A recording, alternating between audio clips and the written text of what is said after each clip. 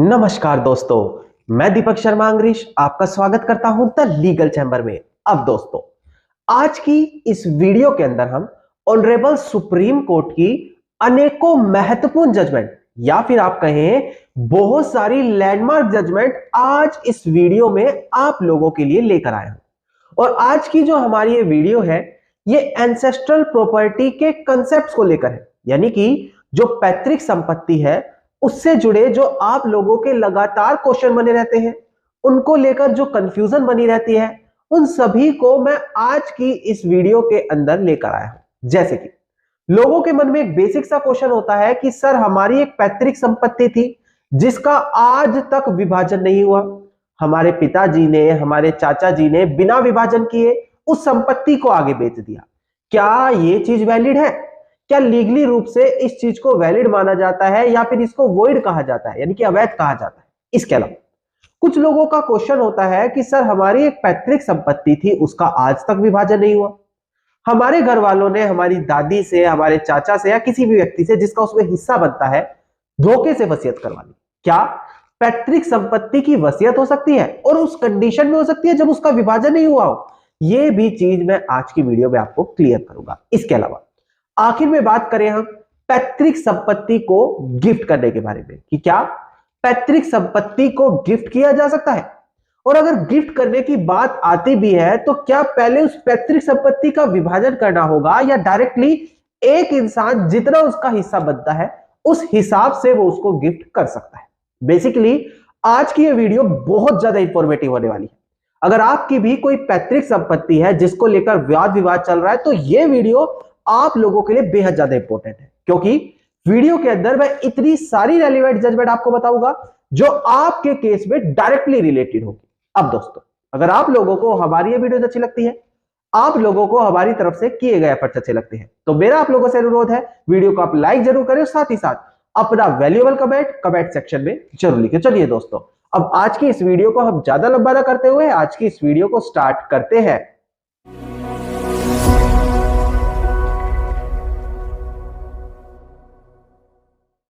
अब दोस्तों, हम बढ़ते हैं अपनी आज की वीडियो की ओर। देखिए, सबसे पहले आपको जानना होगा कि पैतृक संपत्ति क्या होती है। वैसे तो ये एक बड़ा बेसिक क्वेश्चन है जो मुझे नहीं लगता कि आप लोगों को यहां पर बताना चाहिए, फिर भी हो सकता है कि कुछ लोग ऐसे हो जो बिल्कुल बेसिक से वीडियो देख रहे हैं।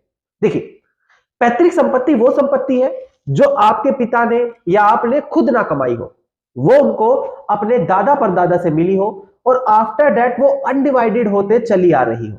ऐसी कंडीशन में वो एंसेस्ट्रल प्रॉपर्टी का दर्जा रखेगी। दोस्तों, यहां पर एक बड़ी बेसिक चीज होती है पैतृक संपत्ति को जानने के लिए कि वह संपत्ति 4 जनरेशन पुरानी हो, यानी कि आपके पिता, दादा, परदादा, वहां से वो प्रॉपर्टी चलती आ रही है। और सबसे इंपॉर्टेंट चीज कि उसका विभाजन, पार्टीशन नहीं होना चाहिए, बिकॉज आफ्टर पार्टीशन जब उसके जितने भी कुपासनर है सबको उनका हिस्सा मिल जाएगा तो वो सभी अपने हिस्सेदारों के लिए एक सेपरेट प्रॉपर्टी बन जाएगी। लोगों की कंफ्यूजन होती है, सर क्या वो सेल्फ एक्वायर्ड होगी? जी नहीं, वो उनकी सेपरेट प्रॉपर्टी बन जाएगी। और अगर एक बार सेपरेट प्रॉपर्टी वो बन गई तो एंसेस्ट्रल प्रॉपर्टी का वो हक वहां पर खो देती है। तो यही एक बेसिक चीज होती है जो पैतृक संपत्ति पर आपका ध्यान देना है कि उसका विभाजन ना हुआ। अब दोस्तों, सबसे पहले हम कवर करेंगे कि क्या पैतृक संपत्ति को बिना विभाजन किए बेचा जा सकता है, क्योंकि आजकल काफी ज्यादा देखने को मिलता है कि एक बहन, एक भाई अपने हिस्से को बिना विभाजन किए अपने हिसाब से बेच देता है। जहां पर उसको ज्यादा बेनिफिट दिखता है कि इस प्रॉपर्टी की ज्यादा वैल्यू है, उसको ज्यादा बेच देता है। अब इस चीज की समस्या आजकल काफी ज्यादा लोगों को फेस करनी पड़ती है। इसी चीज से रिलेटेड पहले मैं डिस्प्ले पर दिखाकर एक रेलेवेंट जजमेंट आपके साथ डिस्कस कर लूं, फिर इस कंसेप्ट को आपको सरल भाषा में क्लियर करूंगा। अब दोस्तों, डिस्प्ले पर ध्यान दीजिएगा, जजमेंट आपको दिखाई दे रही होगी। देखिएगा, जजमेंट का नाम है हमारा Ramdas versus Sitabai and others. इसका साइटेशन नंबर देखिए SC 0190/2009। यहां पर ध्यान दीजिएगा क्या हेल्ड किया गया था, बड़ी महत्वपूर्ण जजमेंट है। देखिए, there could be no dispute with regard to the fact, यानी कि इस चीज को लेकर कोई भी वाद विवाद नहीं है कि अनडिवाइडेड शेयर जो है कू शेयरर का, यानी कि पैतृक संपत्ति में जो एक कू शेयरर है उसका जो हिस्सा है वो सब्जेक्ट मैटर हो सकता है सेल का, यानी कि उसको बेचा जा सकता है। ध्यान दीजिएगा इस लाइन को। But possession can not be handed over to the vendee, पर जो खरीदार है उसको संपत्ति का कब्जा नहीं दिया जा सकता। कब तक? Unless the property is partition by metes and bound, जब तक उस संपत्ति को मीट्स एंड बाउंड यानी कि प्रॉपर तरीके से, लीगली तरीके से बंटवारा ना कर लिया जाए, एंड थ्रू म्यूचुअल सेटलमेंट और डिक्री ऑफ द कोर्ट, यानी कि या तो आपस में म्यूचुअल सेटलमेंट करो या पार्टीशन करो या डिक्री लेकर आओ कोर्ट की।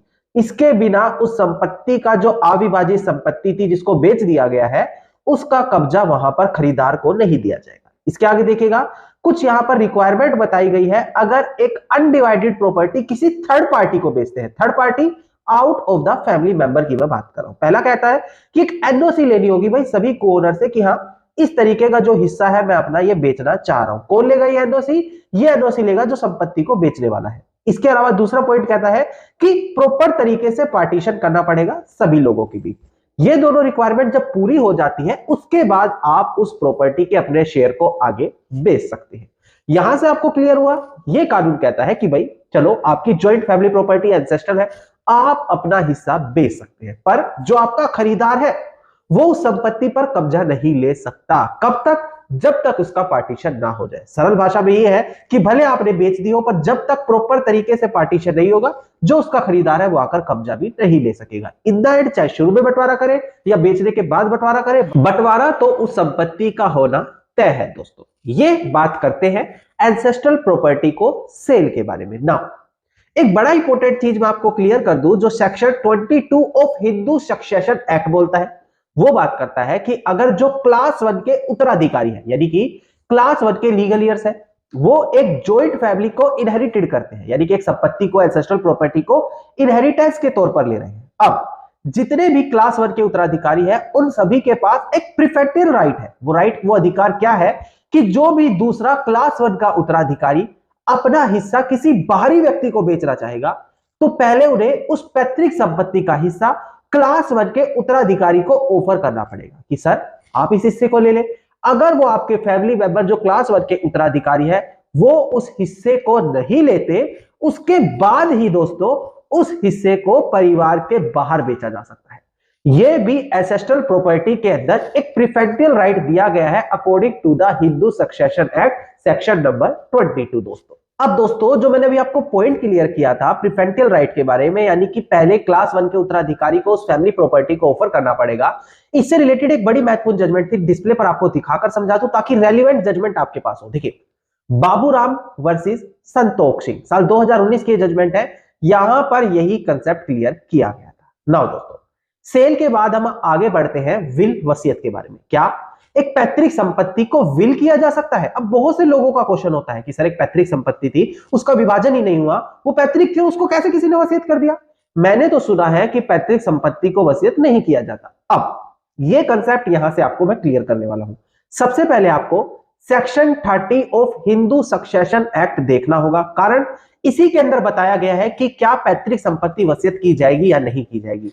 इसी से रिलेटेड फिर एक रेलिवेंट जजमेंट भी आपको क्लियर मैं कर दूंगा। ध्यान दीजिए दोस्तों, डिस्प्ले पर आपको सेक्शन दिखाई दे रहा होगा, देखिएगा सेक्शन 30 कहता है टेस्टामेंट्री सक्सेशन। अब देखिएगा कोई भी हिंदू बाय वसीयत, बाय विल के माध्यम से और अदर टेस्टामेंट्री डिस्पोजिशन के माध्यम से किसी भी प्रॉपर्टी को विल के माध्यम से डिस्पोज कर सकता है। कौन सी प्रॉपर्टी को? Which is capable of being so, यानी कि जिसे उसे करने का अधिकार हो, जो उस संपत्ति को वो करने में कैपेबल हो। कैपेबल कहां होगा? जहां उसको अधिकार होगा। और कैसे करेगा? According with the provision of Indian succession act या फिर any other law for the time being in force and applicable to Hindu. यानी कि दोस्तों ये प्रोविजन कहता है कि कोई भी हिंदू विल वसीयत के माध्यम से उस संपत्ति को आगे डिस्पोज, आगे दे सकता है जिस पर उसका अधिकार हो, जिस पर वो कैपेबल हो। अब आपसे मैं क्वेश्चन पूछूंगा, आपका खुद मन में क्वेश्चन क्लियर हो जाएगा, क्या पैतृक संपत्ति में एक कुपासनर का अधिकार होता है? जी हां दोस्तों, जन्म लेते ही उसका अधिकार होता है। और अगर उसका अधिकार हो रहा है तो अब आप समझ ही गए होंगे कि क्या वो वसीयत कर सकता है? नहीं, क्योंकि सेक्शन 30 ये कहता है कि जहां पर वो कैपेबल है वो उसको according to the Indian succession act या किसी अदर रिलेटेड प्रोविजन के तहत विल वसीयत कर सकता है। दोस्तों अब दोस्तों इसी कंसेप्ट से रिलेटेड मैं आपको एक रेलिवेंट जजमेंट भी क्लियर कर दूं। ध्यान दीजिएगा दोस्तों, डिस्प्ले पर आप, जजमेंट का नाम था हमारा Radhamma and others versus H N. Muthu Krishna, साल 2019 की बड़ी महत्वपूर्ण जजमेंट है। देखिएगा सुप्रीम कोर्ट ने यहां पर यही कहा था कि अगर एक अनडिवाइडेड इंटरेस्ट है, समझ गए होंगे, एक ऐसी संपत्ति जो अभी भी विभाजित नहीं है किसी हिंदू ज्वाइंट फैमिली में, तो उसको according to the provision of section 30 of Hindu succession act यहां पर उसको विल के माध्यम से डिस्पोज ऑफ किया जा सकता है। अब दोस्तों यहां पर कोर्ट ने यही कहा कि अगर एक हिंदू डाई यानी कि एक हिंदू का देहांत होता है after the commencement of this act, यानी कि हिंदू सक्सेशन एक्ट के बाद अगर किसी हिंदू की मृत्यु होती है और वो अपने पीछे कोई मिताक्षरा कोपार्सनरी प्रॉपर्टी छोड़कर गया है, सरल भाषा में समझे, कोपार्सनरी प्रॉपर्टी मिताक्षरा यानी कि जो पैतृक संपत्ति है जो मिताक्षरा स्कूल ऑफ लॉ के अंदर डील होती है, तो जो उसका वो हिस्सा है जिसका जितना हिस्सा बनता है वो विल के माध्यम से उसको आगे डिवोल्व कर सकते हैं according to the provision of Indian succession act या फिर कोई अदर लॉ जो उस समय एग्जिस्टेंस में हो। सरल भाषा में समझिए, पैतृक संपत्ति को विल वसीयत किया जा सकता है। प्रोविजन और रेलिवेंट जजमेंट ये दोनों मैंने यहां पर अब आपको क्लियर कर दी दोस्तों।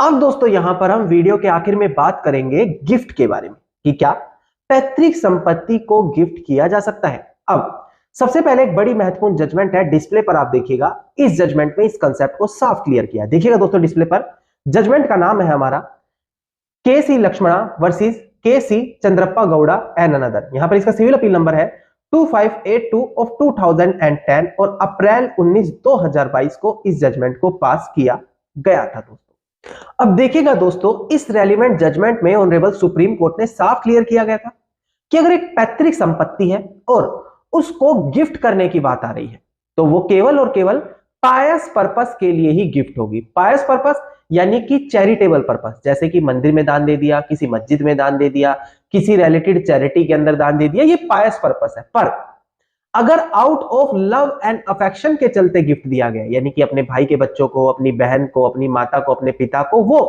पैतृक संपत्ति के अंदर वैलिड नहीं माना जाएगा। यानी कि सीधा सा रूल है, पैतृक संपत्ति को गिफ्ट तो किया जा सकता है पर केवल पायस पर्पस के अंदर, और वो भी एक छोटा हिस्सा। उदाहरण के तौर पर मान लेते हैं 100 गज जमीन है तो आप कभी भी 100 की 100 गज जमीन गिफ्ट नहीं कर सकते। एक छोटा हिस्सा 10 गज, 20 गज, 30 गज इतना वैलिड है, वो भी केवल और केवल पायस पर्पस के चलते दिया जा सकता है। किसी को लव अफेक्शन के चलते, बेटे बेटी भाई बहन किसी को भी आप उस पैतृक संपत्ति को गिफ्ट नहीं कर सकते। ये चीज रेलिवेंट जजमेंट में साफ तरीके से निर्धारित कर दी थी दोस्तों।